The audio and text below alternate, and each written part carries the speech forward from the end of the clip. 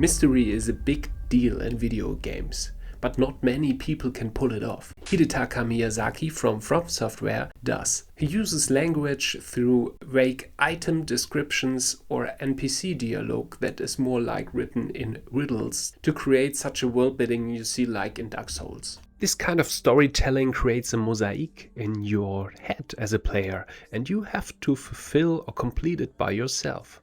So language and lore are ambiguous, and I wanted that for my game too. Tower to God is a dark fantasy platformer, but platformers usually are not really mysterious, right? Wrong. So as a dad with no time and running my own business, how can I actually make my game a little less linear in feel and make it at least a little bit more mysterious? And the answer might sound a little bit weird, but it's actually poetry. At a first glance, the word poetry seems really old-fashioned. But if you look closer, you find it everywhere in the modern world, like in pop songs, in hip-hop, in books.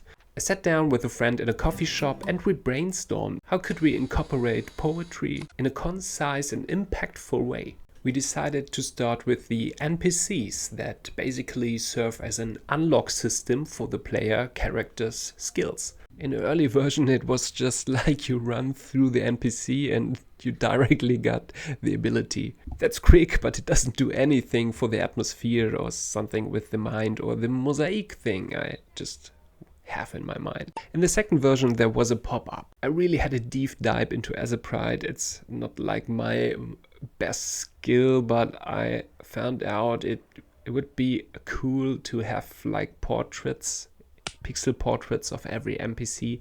That took me a lot of time, especially for like the harpy. So yeah, these pop-ups just directly screamed, oh, you unlock jump, you unlock the double jump, you unlock the push. That is way too simple, I think. So yeah, back to the coffee shop. We decided to go with the 4 lines first. We have like 2 pairs of sentences that rhyme with each other, so they are paired. And it actually turned out quite cool. We tried to hint within these 4 lines what happened to the character, how the situation is, and also the skill should be hinted you are unlocking. So it's told like a small riddle, of course not really hard to understand, but I think it adds to the atmosphere a lot. And I also like the approach that the player just has to try out things. And yeah, I incorporated everything of that into optional NPCs you can like find in the levels,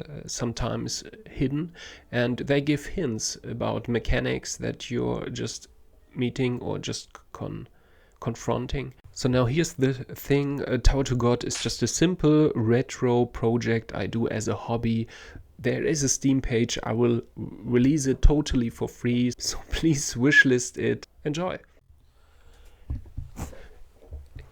And a little extra here, spoiler alert, this is about the 2 different endings I try to implement into my game.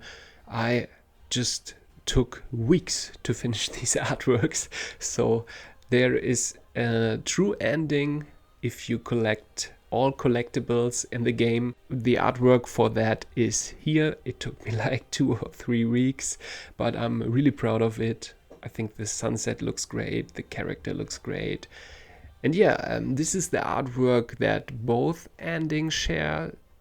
Here is like directly meeting God, and this is now a variation of it when you have not all collectibles or none of it, and it's kind of the normal but bad ending. So yeah, I just had to implement these into this video because it was so much work, and yeah, thanks for watching. Bye.